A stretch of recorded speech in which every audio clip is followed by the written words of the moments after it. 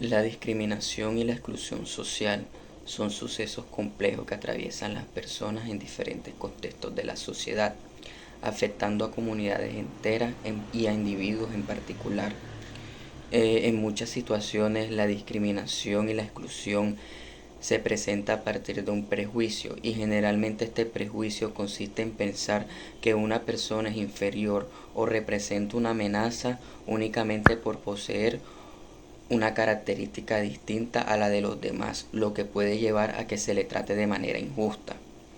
Por otro lado, la exclusión social afecta de manera desigual a ciertos grupos sociales, como comunidades rurales, pueblos indígenas y víctimas del conflicto armado. Estas comunidades enfrentan problemas para acceder a la educación eficiente, empleo formal, servicios de salud, lo que generalmente puede llegar a generar más pobreza y desigualdad. Según el DANE, en 2023, el 12,1% de la población en Colombia vivía en condiciones de pobreza, lo que representa una disminución del 0,8 puntos porcentuales respecto al 12,9% en 2022. A pesar de la reducción de la pobreza en estos años, Colombia sigue enfrentando niveles altos de marginación y desigualdad. En este ensayo investigativo se utilizará el marco del funcionalismo como teoría macrosocial y el interaccionismo simbólico como corriente microsocial para explicar la discriminación y la exclusión social. Partiendo de que el funcionalismo es una corriente del pensamiento sociológico con enfoque macrosocial y que se centra en cómo cada componente de la sociedad contribuye al mantenimiento del sistema y en su conjunto. Desde esta mirada, fenómenos como la discriminación y la exclusión social pueden ser interpretarse como mecanismos que, pese a sus efectos negativos, desempeñan funciones dentro de la sociedad. Esta teoría plantea que los grupos sociales requieren cohesión para sostener la estabilidad de la sociedad. La exclusión o rechazo de ciertos grupos puede generar estructuras jerárquicas que derivan de tensiones entre grupos. Según el funcionalismo, la discriminación podría cumplir una función adaptativa en determinados escenarios de la sociedad. Por ejemplo, la unidad interna de un grupo o todo lo que conforma un grupo puede fortalecerse al definirse en oposición o al enfrentarse en oposición a otro grupo. Esto ocurre en contextos relacionados como la religión, la etnicidad o las clases sociales. Al marginar a otros miembros de un colectivo o de un grupo, pueden experimentar un mayor sentido de pertenencia y seguridad. Y aunque esta dinámica revela cierta fragilidad en el sistema social, a pesar de estas ideas, el funcionalismo ha sido cuestionado por su falta de atención y su falta de estructuras hacia la desigualdad. Por otro lado, el interaccionismo simbólico ofrece una mirada totalmente diferente al del enfoque funcionalista, al poner en énfasis los significados de las interacciones sociales y cómo éstas influyen y le dan forma a la vida social y cotidiana. Esta corriente de análisis microsocial sostiene que toda realidad se construye mediante el uso de símbolos, como el lenguaje y los significados que las personas le damos a las relaciones que tenemos diariamente.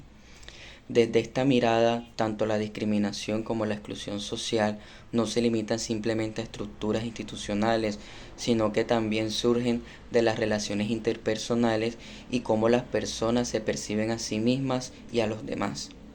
Se puede entender con esto cómo la discriminación se manifiesta y se mantiene en la vida diaria de las personas.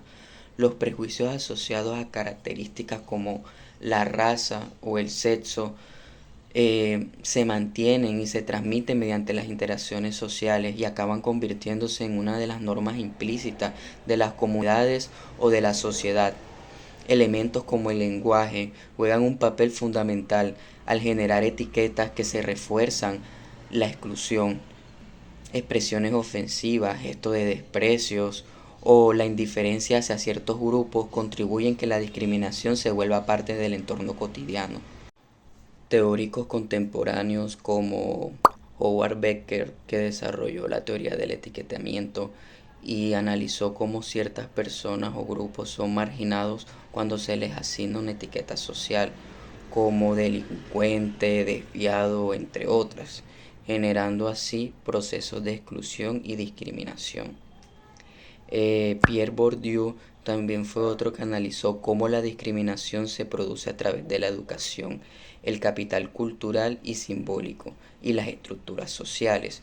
Su teoría del hábitus explica cómo ciertas prácticas sociales excluyen a los más desfavorecidos dentro de la sociedad y dentro de las estructuras. La discriminación y la exclusión social se manifiestan en diversas formas, como podemos verlo, como el racismo, la discriminación por género, la discriminación por sexo, la discriminación por orientación sexual o por discapacidad y entre otras muchas más. Es necesario que con esto se implementen políticas públicas que promuevan la igualdad, la no discriminación y la inclusión social para combatir estos problemas.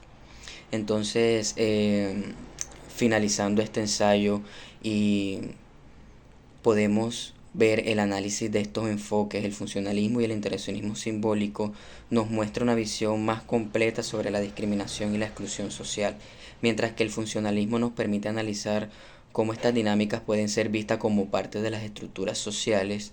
El interaccionismo simbólico nos muestra una mirada más delicada o más detallada de las vivencias individuales de las personas y las interacciones que la perpetúan. Eh, Ambos enfoques sugieren y revelan la complejidad de este fenómeno, sugiriendo la lucha contra la no discriminación y las transformaciones de las interacciones cotidianas. Así que es fundamental que abordemos las manifestaciones externas de la exclusión, sino que también trabajemos en la construcción de significados que fomenten la inclusión y la igualdad dentro de nuestra sociedad.